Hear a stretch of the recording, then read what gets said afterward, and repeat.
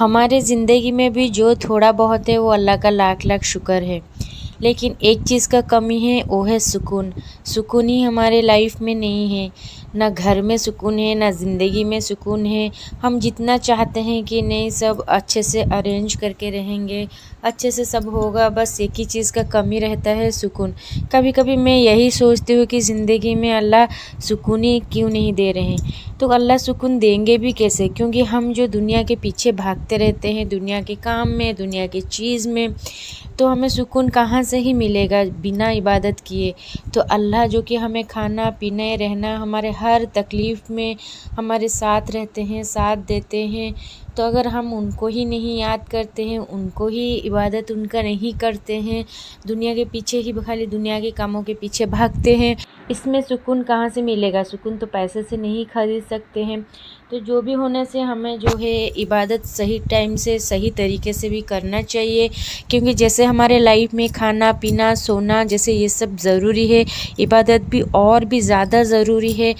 हम लोग यही सोचते हैं कि नहीं आज करेंगे इबादत, आज नहीं तो कल करेंगे, ऐसे करके हम लोग बोल के रह जाते हैं। बट दिल का नियत, दिल का इरादा जो है वो सबसे इम्पोर्टेंट चीज़ है।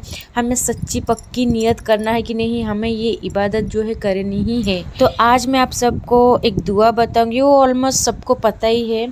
तो ये दुआ पढ़ने से ना हमारे घर में बरकत होगा, रोजी होगा, और जो पैसा आता है वो पैसे में भी अल्लाह ताला ने बरकत फरमाएंगे। और जो भी परेशानियां हैं, जो भी बलाई है, जो भी हमारे आगे आने वाला परेशानी है, वो सब दूर हो जाएगा इंशाल्लाह।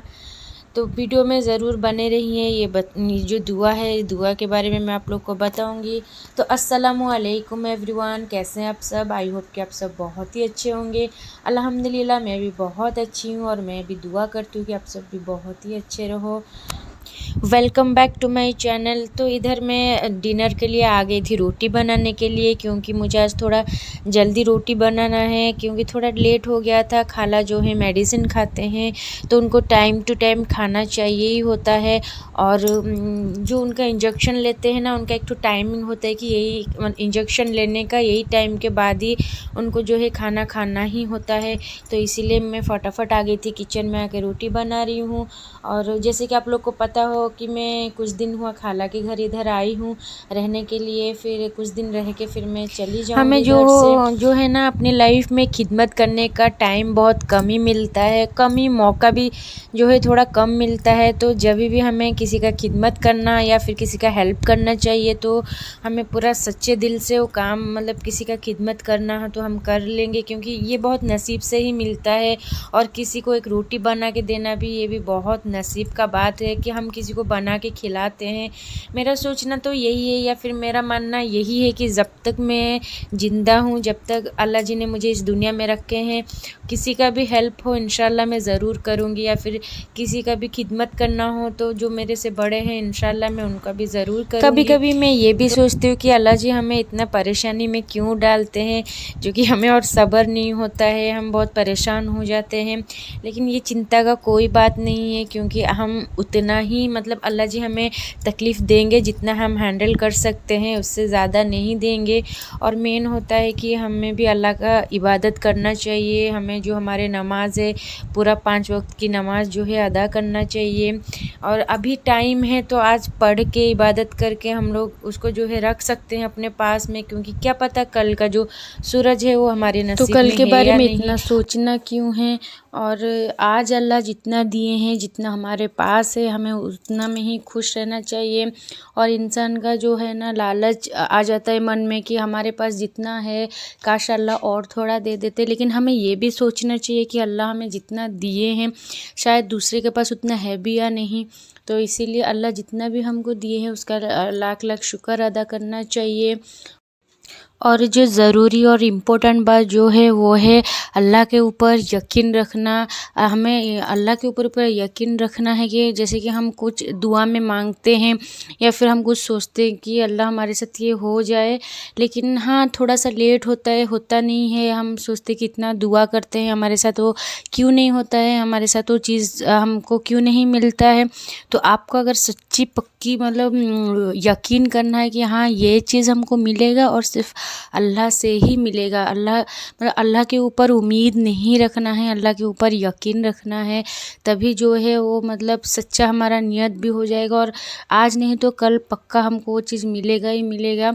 ऐसा नहीं कि हम कभी कभार अल्लाह के ऊपर नाराज़ भी हो जाते हैं कि इतना अल्लाह से मांग रहे हैं तो अल्लाह हमें नहीं दे रहा है, तो ऐसा मत करना, ऐसा नहीं करना है, इससे तो अल्लाह और भी नाराज़ हैं। तो यही होता है कि सही टाइम में सही वक्त में अल्लाह जो है हमको वो चीज़ देंगे।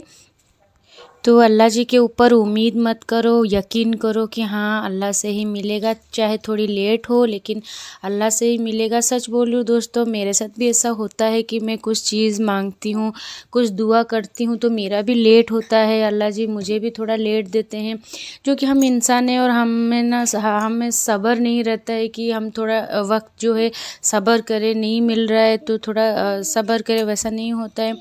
तो लेकिन ये मुझे यकीन ज़रूर है अल्लाह के ऊपर, सच बोल रही हूँ कि जो चीज़ अभी मैं अल्लाह से मांग रही हूँ, इतना गिड़गिड़ा के दुआ कर रही हूँ, जो मुझे इस वक्त जो चीज़ चाहिए अगर अल्लाह नहीं दे रहे हैं तो किस वजह से ही नहीं दे रहे हैं, लेकिन इससे आगे मुझे यकीन है कि अल्लाह मेरा वो दुआ ज़रूर कबूल करेंगे और वो चीज़ मुझे सही वक्त पर ज़रूर देंगे इंशाअल्लाह। तो ये मैं अल्लाह को मतलब अल्लाह के ऊपर यकीन करके बैठी हूँ। तो वही हमें दोस्तों कि अल्लाह के ऊपर जो है हमें यकीन करना है कि ये चीज़ मिलेगा।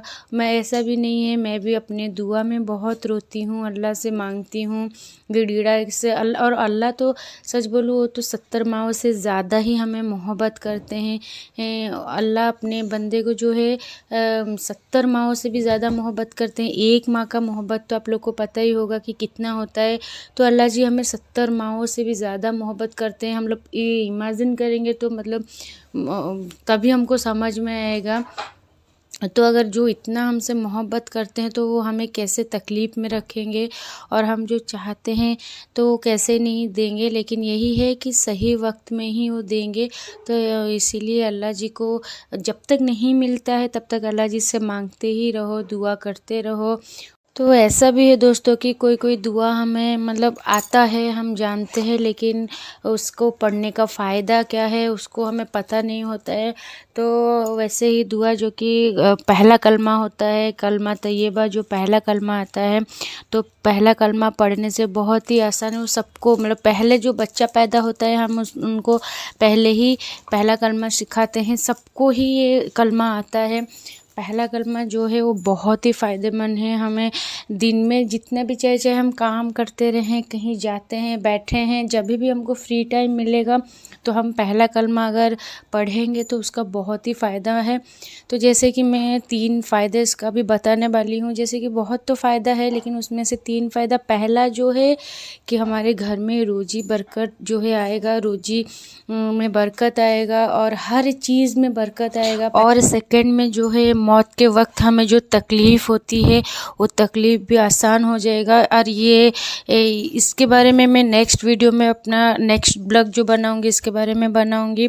और थर्ड जो फ़ायदा है कि हमारे ऊपर जो परेशानी आने वाली है, जो बलाएं आने वाला है, जो मुसीबत आने वाला है वो टल जो है, हमको सुकून मिलेगा। और कौन कौन है जो आज से ये वाला अमल स्टार्ट करेंगे, सिर्फ पहला कलमा पढ़ेंगे, आज से ही स्टार्ट करेंगे, तो मुझे कमेंट में ज़रूर बताइएगा। तो ठीक है दोस्तों, आज का व्लॉग मैं यहीं एंड करती हूँ। मिलेंगे फिर एक न्यू वीडियो में, तब तक अल्लाह हाफिज़, टेक केयर।